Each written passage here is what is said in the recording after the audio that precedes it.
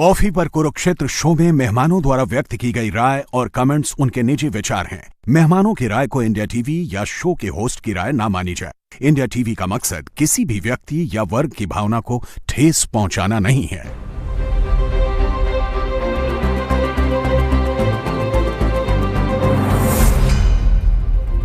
नमस्कार, बहुत स्वागत आप सभी का आपके प्रोग्राम कॉफी पर कुरुक्षेत्र में। मैं हूं सौरभ, आपके साथ रोज की तरह बातें खुलकर करते हैं और वो बताते हैं जो आपको कोई और नहीं बताता। आज प्रधानमंत्री नरेंद्र मोदी अब से थोड़ी देर में पीएमओ शिफ्ट हो रहा है। प्रधानमंत्री का कार्यालय सेवा तीर्थ में जा रहा है। नई बिल्डिंग है, नई सोच है, वहां वो पहुंचेंगे। वहां से उनका संबोधन भी होगा, भाषण भी होगा। और दिन में वो वहां गए थे एक बार और इनॉग्रेशन, उसका उद्घाटन वो कर चुके हैं। तो आज एक इंपॉर्टेंट डेवलपमेंट होगी और वो तस्वीरें आपको हम स्क्रीन पर दिखाते हैं। जैसा दिखता है इस वक्त नया प्रधानमंत्री कार्यालय, जिसका नाम दिया गया है सेवा तीर्थ। तो वो तस्वीर आइए देखिए आपकी स्क्रीन पर आगे। बड़ा विशाल भव्य परिसर है। ये तब की तस्वीर है जब प्रधानमंत्री उसकी इनॉग्रेशन में जा रहे थे। तो आज इसके मायने हम समझेंगे। इतना भर नहीं है कि बिल्डिंग बदल रही है, बिल्डिंग में तो बदल रही है, सोच भी बदल रही है क्या, और ये तो बताएंगे आपको कि अंदर इस बार इसमें क्या खास है। आप नई संसद देख लें, इसके अलावा पहले कर्तव्य भवन का उद्घाटन प्रधानमंत्री कर चुके हैं, जिनमें कई सारी मिनिस्ट्रीज शिफ्ट हो चुकी हैं। अब यहां जहां प्रधानमंत्री कार्यालय शिफ्ट हो रहा है सेवा तीर्थ में, वहां केवल वही नहीं होंगे, वहां पर नेशनल सिक्योरिटी सेक्रेटेरिएट वहां चला जाएगा, कैबिनेट सेक्रेटेरिएट भी वहां पर चला जाएगा। और आपको कुछ आज बड़ा इंटरेस्टिंग हिस्टोरिकल एनेक्डोट्स जो हैं वो भी हम देंगे। प्रदीप सिंह जी प्रोग्राम में आ गए। सर, बहुत स्वागत है आपका। और हमारे पॉलिटिकल एडिटर देवेंद्र पराशर हमारे साथ हैं। देवेंद्र, जहां तो आज प्रधानमंत्री ने जाके कुछ पहले दस्तखत भी कर दिए ना, सुबह जाके कुछ बड़े फैसले भी लिए, बड़े फैसले लिए गए। उन फैसलों के हिसाब से अगर आप देखें तो किसानों के लिए वो फैसले हैं, जो वनरेबल ग्रुप होता है उसके लिए फैसले हैं, स्टार्टअप यानी कि यूथ के लिए फैसले हैं, फार्मर्स यानी कि और महिलाओं के लिए फैसले हैं। मतलब लखपति दीदी योजना का पहले जो लक्ष्य रखा गया था 3 करोड़ का, उसके लिए टारगेट रखा गया था 2027 तक, वो अभी पूरा कर लिया गया है। तो अब 2029 तक के लिए 6 करोड़ लखपति दीदी बनाने का वो टारगेट रखा गया है। तो इसी तरह से एग्रीकल्चर के लिए किया गया, स्टार्टअप के लिए जो फंड थे, फंड्स ऑफ फंड जिसे कहते हैं, एक्सीडेंट विक्टिम्स के लिए राहत स्कीम, जिसमें 1.5 लाख का कैशलेस उनको इलाज मिलेगा। और लखपति दीदी की स्कीम का टारगेट दुगना करके 6 करोड़ लखपति दीदी बनाना कर दिया 2029 तक। हाँ। और एग्रीकल्चर इंफ्रास्ट्रक्चर फंड को डबल करके 1 लाख करोड़ से 2 लाख करोड़ कर दिया गया है। और स्टार्टअप इंडिया फंड 2.0 का कॉर्पस 10,000 करोड़। सारे बड़े फैसले और उससे आप सोच समझ सकते हैं। अलग अलग सेक्शन के हिसाब से अगर समझिए तो उसमें वो समझ में आएगा कि हाँ, प्रधानमंत्री नरेंद्र मोदी जो करते हैं। लेकिन अभी तो तस्वीर तो देखिए, कहीं इसी पे दोबारा से एक बार चलाइएगा तस्वीर। प्रधानमंत्री जब वहां अंदर गए हैं, हमारे हर काम में जो है शुरुआत में गणेश जी की ही स्तुति की जाती है, उन्हीं को वही प्रधानमंत्री प्रथम पूज्य हैं भाई। हाँ सर, प्रथम पूज्य हैं, प्रथम पूज्य तो हैं सर, लेकिन आप सेकुलर भी तो हैं। सेकुलर होने का क्या मतलब है? आप धर्म विरोधी मानते हैं क्या? तो कोई नहीं छोड़ सकता। वो सेंगोल ले आए थे संसद में तो हंगामा हो गया था। वो हंगामा तो अपने को हिंदू कहेंगे तो भी होगा, तो आप हिंदू कहना छोड़ दीजिए अपने को। हंगामे से क्या मतलब? आपका कन्विक्शन क्या है? आप अपने को क्या मानते हैं? एक शब्द, नया शब्द, हालांकि संस्कृत का शब्द है, वो जैसाई दीपक से मैंने सुना, चक्षु लज्जा। चक्षु लज्जा, हाँ, मतलब अंग्रेजी का जो है पॉलिटिकली करेक्ट होना, या लोग क्या कहेंगे। अच्छा, तो अगर आप इसमें पढ़ेंगे तो जो आप हैं वो भूल जाएंगे कि आप क्या हैं। अपनी पहचान तो आपको होनी चाहिए, स्वयं बोध तो होना चाहिए कि हम कौन हैं। बाकी कौन क्या कहता है वो अलग बात है, कहने वाले कहते रहेंगे, लेकिन हम जो है उसका एहसास तो हमें होना चाहिए। ये सब कुछ जो हो रहा है ये स्वदेशी है, आज़ादी के बाद होना चाहिए था ये सब। देश का पुनर्निर्माण और उसमें स्वदेशी की छाप हो, भारतीय संस्कृति की छाप हो, ये काम जो है 1947 के बाद, 15 अगस्त के बाद शुरू हो जाना चाहिए था। भाई किसी को एतराज़ नहीं है कि अंग्रेज़ों ने बनवाया संसद भवन या साउथ ब्लॉक, नॉर्थ ब्लॉक या राष्ट्रपति भवन, तो उससे किसी को विरोध नहीं है। सवाल ये हमने क्या किया। नहीं, मैं बहुत लोगों को सुन रहा हूँ, वो नॉस्टैल्जिया में मेरे जा रहे हैं, रोमांटिसिज्म। मेरे देखिए क्या बड़े बड़े गलियारे, ऊंची ऊंची छतें जो हैं, देखिए कहाँ था, और मोदी जी ने तो बना दिया आज के टाइप जैसा भवन, नॉर्मल भवन बना दिया। मैंने एक सांसद से पूछा सर कि भाई जो दफ्तर बन रहा है, चाहे तो अपोजिशन तो अभी से उसमें बहुत सारी खामियां, शिकायतें कर रहा है, तो उनका ये कहना था कि अपोजिशन को इसमें फ़र्क भी नहीं पड़ना चाहिए, क्योंकि अगले 10-15 साल तो मोदी जी को इसमें रह के काम करना है, तो उनको क्यों चिंता? भाई अपोजिशन को जहाँ बैठना है उसकी चिंता वो करें, यहाँ मोदी जी को बैठना है वो तो मोदी जी बैठते रहेंगे। दूसरी चीज़ सौरभ आप देखें तो सिर्फ प्रधानमंत्री का दफ्तर नहीं, प्रधानमंत्री के दफ्तर के लिहाज से अगर आप सोचें, पहले तो इंफ्रास्ट्रक्चर के हिसाब से सोच लें, अभी की जो ज़रूरतें हैं, जैसे बड़े बड़े कॉन्फ्रेंस हॉल अभी के समय में जिसमें पावर पॉइंट प्रेजेंटेशन हो, बड़े स्क्रीन लगे हों, LED स्क्रीन लगे हों, इस तरह की अभी काम की ज़रूरत हो चुकी है ना, पुराने बिल्डिंग में वो सब चीज़ें कहाँ हैं। दूसरा एक उदाहरण उठा के देखना हो कि पहले का शास्त्री भवन, जब अभी भी शास्त्री भवन टूटने ही जा रहा है, अब तो कर्तव्य भवन में स्वास्थ्य मंत्रालय या फर्टिलाइजर मिनिस्ट्री ऐसे शास्त्री भवन में थे, एकदम कंडम डब्बा लगता था।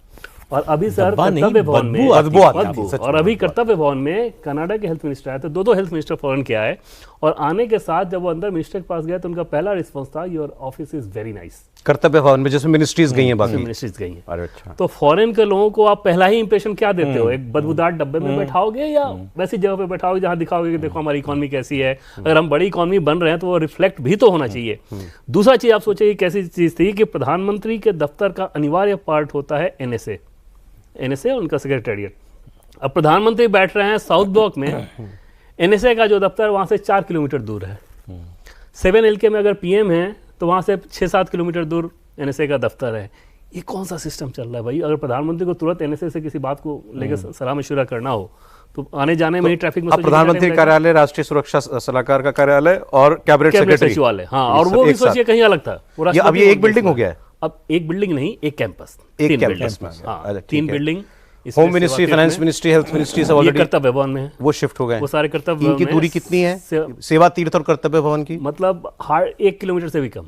अच्छा, तो अब आप इस तरह से समझिए कि जब बालाकोट स्ट्राइक हुई थी तो उससे पहले ये काफ़ी प्रचार किया गया, मतलब चलने दिया गया कि NSA अजीत कुमार डोवाल जो है बीमार है, रिटायर होने वाले हैं, और वो मीटिंग के लिए आधी रात के बाद जाते थे, ऑटो में बैठ कर छिपके जाते थे। क्या बात कर रहे हैं? सारी सिक्योरिटी, हाँ सारी सिक्योरिटी ऑटो में जाते थे। हाँ, कि मतलब कोई मुखबिर हो दुश्मन का तो पता न चलने पाए कि कोई बड़ी तैयारी हो रही है, प्लानिंग हो रही है। अब वो स्थिति नहीं रहेगी। अब उनको जाना होगा PMO या जो है CCS की बैठक में, या फिर सिक्योरिटी को लेकर कोई बैठक हो रही है तो वही कैंपस के अंदर से ही जाएंगे, कोई बाहर वाला देखने वाला नहीं है। अब अंदर ही अंदर सब कनेक्टेड है। हाँ, ये कैंपस में सेवा तीर्थ में तीनों बिल्डिंग, 3 हिस्से हैं उसके। एक प्रधानमंत्री का दफ्तर हो गया, दूसरा NSA और सेक्रेटेरिएट, और तीसरा कैबिनेट सेक्रेटेरिएट। अब अगर NSA या CCS की बैठक हो रही है 7LK में जो होती है तो पूरी दुनिया के सामने हो रही है, वहीं से ट्रैफिक बगल में जा रहा है, सब कुछ देख रहा है। क्या ये कौन आ रहा है, कौन जा रहा है, सब पता। क्या ये होना चाहिए? इतनी सेंसिटिव चीजें कैसे हो सकती है कि प्रधानमंत्री के पास मिलने कौन जा रहा है, ये सड़क पे बैठा हुआ आदमी भी देख रहा हो, किसकी गाड़ी अंदर गई, कौन यहाँ जा रहा है। भी है। अब प्राइम मिनिस्टर्स रेजिडेंस भी वहीं बनेगा ना? हाँ, उसके ठीक साथ पीछे वाले हिस्से में, मतलब वो भी, हाँ, उसमें कंस्ट्रक्शन, ये सब कनेक्टेड हो जाएगा। हाँ, ये सारे कनेक्टेड हो जाएंगे। तो इफिशियंसी के हिसाब से समझ सकते हैं कैसी चीज है। दूसरी चीज की, एक तो मतलब इंफ्रास्ट्रक्चर एफिशिएंसी की हम लोग बात कर रहे हैं, दूसरा कि प्रधानमंत्री नरेंद्र मोदी का 2014 से आने के बाद गवर्नेंस का जो अप्रोच बदला, जैसे लोकल लैंडमार्क, सेवा तीर्थ, कर्तव्य पथ, राजभवन को लोक निवास, लोक भवन, ये सारी चीज़ें जब आप कर रहे हो तो उसमें क्या दिखा रहे हो? वो अप्रोच दिखा रहे हो कि जो कुछ भी है जनता के कॉलोनियल माइंडसेट जो चल रहा है वो सिर्फ उसके सिंबल बदलने की जरूरत नहीं है, वो गवर्नेंस में भी दिखना चाहिए। कांग्रेसी जो है कल से चला रहे हैं मोदी जी का नया दफ्तर, वाह, मोदी जी का नया घर, मोदी जी का नया जहाज, मोदी जी की नई गाड़ी। अब यही समझ का फर्क है। ये न मोदी जी की गाड़ी है, न घर है, न दफ्तर है, ये भारत के प्रधानमंत्री का है। और कोई प्रधानमंत्री स्थायी नहीं होता है, चाहे मोदी जी कितने भी साल रहे, लेकिन वो हमेशा रहेंगे ऐसा दावा तो वो भी नहीं कर सकते। तो भारत के प्रधानमंत्री का दफ्तर है। अगर आप ये बात बोलें, निर्वाचित प्रधानमंत्री है, किसी की कृपा से नहीं बन गए, तो ये कह के आप प्रधानमंत्री पद का मजाक बना। LOP का भी बनवा दीजिए ना नया दफ्तर। भाई पार्लियामेंट की नई बिल्डिंग में LOP का दफ्तर है। LOP का दफ्तर अलग है, बिल्कुल, और एकदम शानदार, वैसा ही है जैसे बाकी केंद्रीय मंत्रियों का है, वैसा ही है। उनको ऐसा ही चाहिए तो कैसा? वो अगले 10-15 साल में तो जो प्रधानमंत्री बनने की कोशिश करते रहे। ठीक है, तो साथ साथ तो हम ये भी बात करते रहे ना, क्योंकि प्रधानमंत्री अभी आएंगे तो मतलब शैडो प्राइम मिनिस्टर, कोई पर्सन कह रहा था ना मुझे कि LOP शैडो प्राइम मिनिस्टर होता है। तो ये ब्रिटिश जो सिस्टम है उसमें leader opposition shadow prime minister बनाया जाता है, और उसकी एक शैडो कैबिनेट भी होती है। सारे विभाग जो है, सारे विभाग उनको उसी हिसाब से वो तैयारी करते हैं। और आपने क्या बताया शैडो प्राइम मिनिस्टर के बारे में? मैं सुन रहा था इनको। इन्होंने क्या कहा आपने? भारतीय संसद तमाशा बन गई है। देखिए, भारत के जनतंत्र में की विदाई हो गई, लगता है राजशाही आ गई है। संसद परिसर का नया राजा आ गया है, उसका नाम है राहुल गांधी। जो चाह रहा है वो हो रहा है भाई। राजतंत्र में और क्या था, राजा की मर्जी ही जो है वो कानून था। राहुल गांधी समझते हैं कि उनकी मर्जी कानून है। संसद वो चाहेंगे तो चलेगी, नहीं चाहेंगे तो नहीं चलेगी। स्पीकर उनको नियम बताते रहे, लेकिन वो अपने नियम से चलेंगे। वो प्रधानमंत्री को कुछ भी बोल सकते हैं, सदन के बाहर सदन के अंदर खड़े होकर। वो स्पीकर पर कोई भी कमेंट कर सकते हैं, वो पीठासीन अधिकारी पर कमेंट कर सकते हैं। और प्रधानमंत्री का जो स्थान है, बैठने का स्थान लोकसभा में, उसको घिरवा सकते हैं। लोकसभा अध्यक्ष के कमरे में उनके लोग जाकर हंगामा कर सकते हैं, गाली दे सकते हैं। तो और क्या चाहिए इसको? गुंडागर्दी के अलावा क्या कर सकते हैं? आप क्या कर सकते हैं? उनको नियम बताने, टोकने के अलावा आप और क्या कर सकते हैं? भाई लीडर ऑफ अपोजिशन है, हम कोई मार्शल बुला के बाहर तो करा नहीं सकते। करा सकते हैं। आप जरा पुराना इतिहास देखिए। डॉक्टर लोहिया को कितनी बार मार्शल्स ने हाथ से 4-4 लोगों ने पकड़ के बाहर फेंका है। लोहिया जी नेता विपक्ष थे? नहीं, नेता प्रतिपक्ष औपचारिक रूप से नहीं थे कभी, संख्या ही वैसे बहुत बड़े हस्ती थे। हाँ, विपक्ष के बहुत बड़े नेता थे और नेहरू जी के खिलाफ बोलते रहते थे। जब बोलना शुरू करते थे फेंक दिया जाता। आपकी नाराजगी लेकिन राहुल गांधी से ज्यादा मुझे सरकार से लग रही है। सरकार से तो है भाई। आप क्यों बर्दाश्त कर रहे हैं? आपको लोगों ने चुनकर इसलिए नहीं भेजा है कि आप अराजकता फैलाने वालों को बर्दाश्त करें। धैर्य अच्छी चीज होती है, लेकिन एक सीमा के बाद धैर्य कमजोरी का लक्षण बन जाती है। कि अगर आपके घर के सामने आकर कोई गुंडागर्दी कर रहा है और आप छुप कर बैठे रहें, जवाब भी न दें, तो आपके बारे में क्या धारणा बनेगी? इनसे पूछता हूं, पहले बताइए, इस कार्यक्रम में बुलाया गया होंगे राहुल गांधी को कि नहीं बुलाया गया होगा? इस कार्यक्रम में इनविटेशन तो निश्चित तौर पे उसमें गया होगा स्पेसिफिक। हाँ, इसमें आते हैं कि नहीं पता होगा, लेकिन वो आएंगे नहीं। और कैसे वो बर्दाश्त होगा उसमें भी तब जब उनका दिवस के समारोह में नहीं जाते। हाँ, और अपना दफ्तर नहीं है, जहाँ पता है कि लोग कह ये रहे हैं कि उनके पार्टी के भी कई सारे लोग ये कहते हैं कि अभी तो हम लोग कहीं नहीं आने वाले हैं, हम लोग जिधर हैं उधर उतना बचे रहे, यही बहुत है। तो जिस खेमे में ये इस तरह की चीजें हो, प्रधानमंत्री दफ्तर को क्यों ही देखना चाहेंगे? हम जैसे एक पूर्व सांसद से एक बार बात करते, कई बार आपने देखा होगा ना, हम लोग टीवी वाले जो हैं वो पार्लियामेंट के बाहर से भी प्रोग्राम करते हैं। तो एक एक्स MP थे, उनको बुलाया तो उन्होंने कहा और कहीं आ जाऊंगा, वहां नहीं जाऊंगा। क्यों? नहीं, अब जब तक अंदर नहीं जा पाऊंगा तब तक नहीं आऊंगा। अभी एक महाराष्ट्र के सांसद के साथ 2 दिन पहले हम लोग थे, गपशप में ऑफ रिकॉर्ड बातचीत, और उसमें जैसी बातें वो अपनी पार्टी के बारे में बता कांग्रेस के। हाँ, और हैरान हो के कह रहे थे कि यार हमारी पार्टी तो ऐसे कर रही है, हमारी पार्टी तो ऐसे कर रही है। सोचिए ना, क्या रेस्पेक्ट कमांड कर रहे हो आप? अगर अपने लोगों में आप रेस्पेक्ट कमांड नहीं कर रहे हो तो फिर बाकी में क्या ही इंप्रेस कर पाओगे? आप थोड़ा सा तस्वीरें देखते रहिएगा, ये अभी की तस्वीरें हैं। मतलब सब तैयारी तो ये बता रही है कि अच्छा, प्रधानमंत्री तो बैठे हुए हैं जी। अच्छा, तो मतलब बस अब उनके संबोधन की देरी है। उद्घाटन तो सुबह हो ही गया। तो अब देखते हैं यहाँ से प्रधानमंत्री क्या मैसेज देंगे। मैसेज राजली वही होगा जो भी आप कह रहे थे। 6:15 के आसपास होना चाहिए। हाँ, मैं तो अपना विजन भाव सेवा का है। और उसमें आप देखें ना सौरभ की, ये ऐसा नहीं है सिर्फ कहने के लिए चीजें हैं या सिंबॉलिक हैं। अगर देश का प्रधानमंत्री टॉयलेट के बारे में बात कर रहा है, क्लीननेस के बारे में बात कर रहा है, पानी के बारे में बात कर रहा है, ऐसी चीजें जिसके बारे में गवर्नेंस आमतौर पे सिर्फ फाइलों में सिमटी रहती थी, जुबान पे तो आती नहीं थी ना, एक्शन में वैसा दिखता था। राकेश जी आगे सर, आज ही राकेश शुक्ला जी प्रोग्राम में आगे। सर बहुत स्वागत है आपका। आज मनोहर खट्टर जी बोल रहे हैं। ये अर्बन डेवलपमेंट मिनिस्टर के तौर पे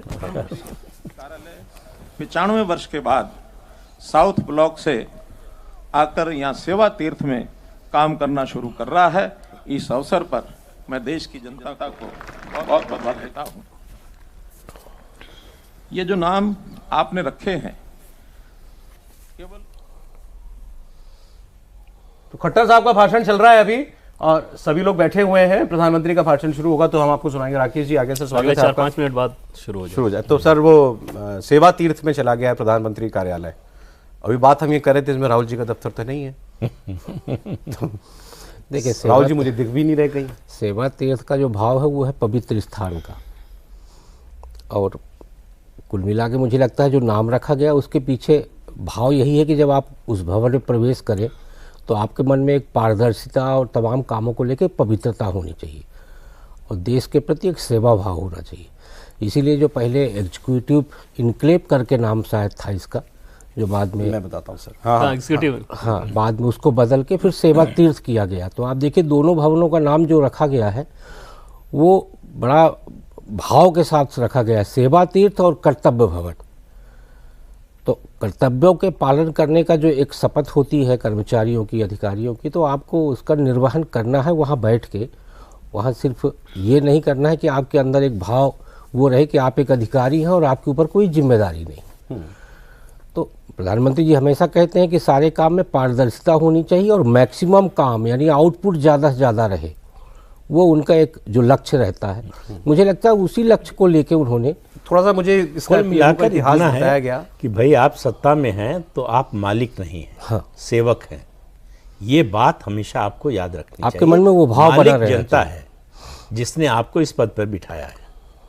अगर इस पद पर बैठने के बाद उसकी जो है सेवा या उसके भले की बात आप भूल जाते हैं तो इससे बड़ा एहसान फरामोश कोई हो नहीं सकता। लेकिन सर सत्ता आने के बाद मालिक का भाव आना भी मतलब मुझे लगता है आता ही होगा। हर चीज का एक प्रोपोर्शन होता है। सत्ता में आए आप तो आपको अधिकार मिलता है, तो अधिकार का प्रयोग भी करते हैं आप, उसका उपयोग करते हैं कि दुरुपयोग। अच्छा, मुझे आप दो उदाहरण बताइए सत्ता में आने के बाद सेवा के भाव से काम करने के और मालिक के भाव से काम करने के। मालिक के भाव से काम करने के तो तमाम उदाहरण हैं। 1947 से शुरू कर लीजिए, कांग्रेस जब जब सत्ता में रही है, ज़्यादातर लोगों सेवा के भाव से अगर आप देखेंगे तो कांग्रेस के एक प्रधानमंत्री का नाम लूंगा, लाल बहादुर शास्त्री जी का। उनको गरीब की चिंता थी, गरीबी से निकले थे, पढ़ने के लिए रामनगर से पढ़ने के लिए नदी तैर कर आते थे। तो जिसने ये गरीबी देखी है वो गरीब को समझ सकता है, गरीबी को समझ बाकी सकता सब कांग्रेस के प्रधानमंत्रियों ने मालिकों की तरह व्यवहार किया। अब सबके लिए नहीं कह सकते। बड़ी बात तो यह है कि परिवार के ही लोग ज्यादातर समय रहे। पीवी नरसिम्हा राव को छोड़कर जो 5 साल रहे और मनमोहन सिंह को मैं नेता भी नहीं मानता, वो ब्यूरोक्रेट थे, नौकरी करते थे। गुजराल जी, देवगौड़ा जी, ये भी अपना काम चलाऊ ही शासक थे। सबका एक ये था कि कहीं किसी भी दिन हमारे लिए ये हो सकता है कि अब आपको हटना है, तो उनके मन में वो भाव प्रकट हो पाता। मुझे नहीं लगता कि उस शासनकाल जो उनका था वो भाव प्रकट हो पाता। अपनी पावर को लेकर वो हमेशा कुर्सी से ही ये भयभीत रहे कि कुर्सी किसी भी समय जा सकती है।